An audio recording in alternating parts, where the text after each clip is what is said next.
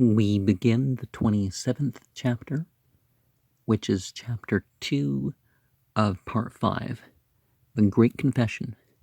Then Jesus and his disciples went up towards the region of Caesarea Philippi.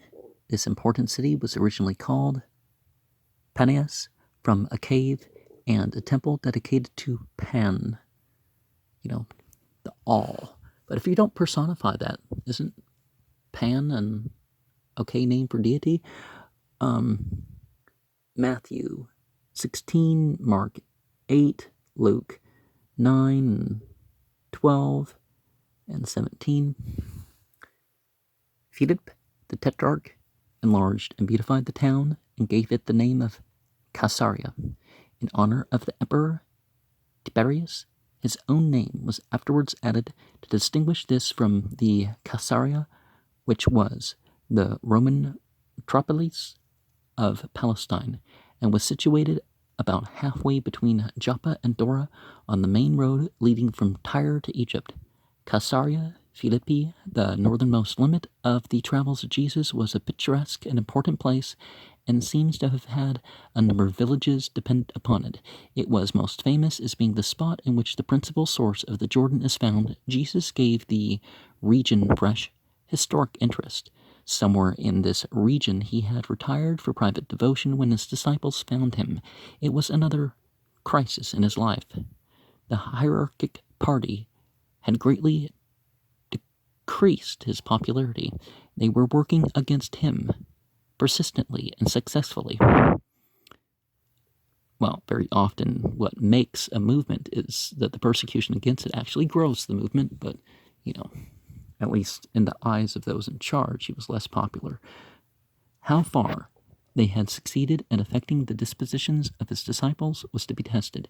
If they had become so intimated as not to be willing to be ready to follow him into any extremity, then his work was a failure. Well, every bit counts, actually. He should be compelled to abandon his designs totally or reorganize his plans and begin afresh. He had been forced from Galilee. He was in the tetrarchy of Philip. The lines were drawn more closely about him. Some movement must also soon be made. He made it now. Turning to his disciples, he put the direct question, "Whom do men say that I am?" It was just to draw from them a statement of their knowledge of current and popular opinions of him. And we have this illustration of Bethsaida, Julius, and Caesarea Philippi.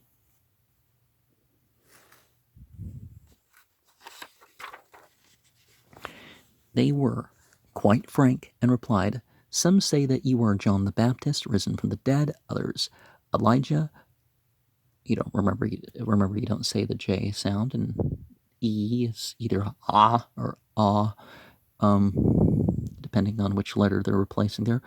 Jeremiah. Others, one of the prophets. Lightfoot shows that the Jews believed that the prophets were to rise again at the coming of the Christ. Well, there were various Christ and tonic, and it's misleading to put Christ some places and not others,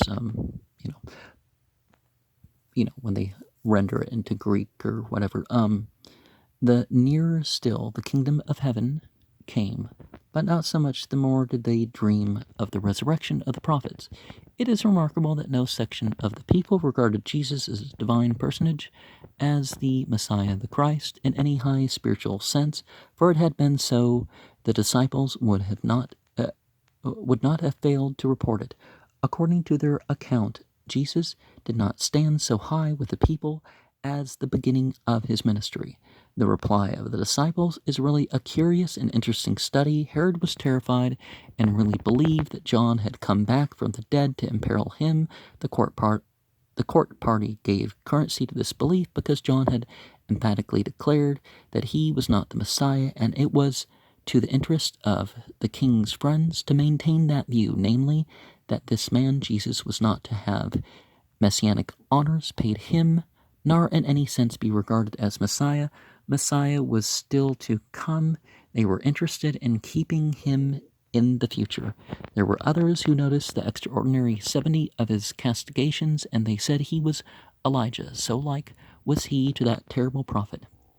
Others noticed how he was withdrawing himself and becoming more and more sad.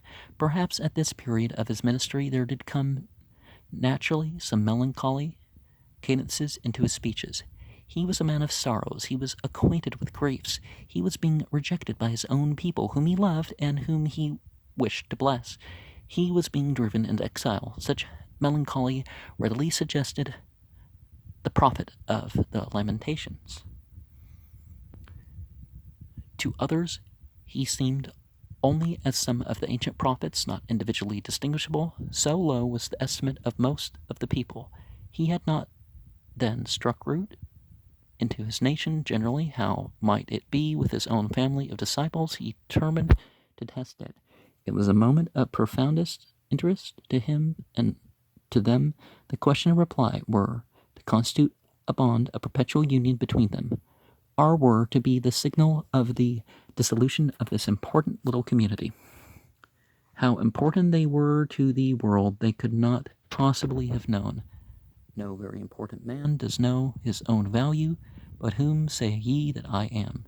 You are the Messiah, the Christ, the Son of the living God. Well, each of those was different things, but, except for the phrase that they would use for recognizably religious people, intelligence of God, pureness of God, productive one of God,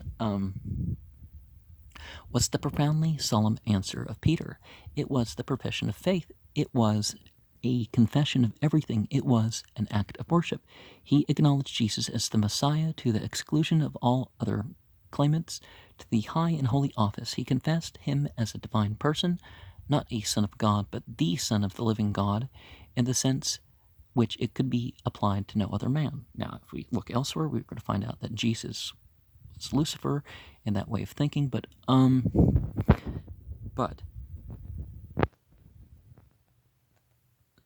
he does not report the general opinion of the body of disciples, but performs an act of personal worship using such forms and words as men who were Christians have since employed in prayer.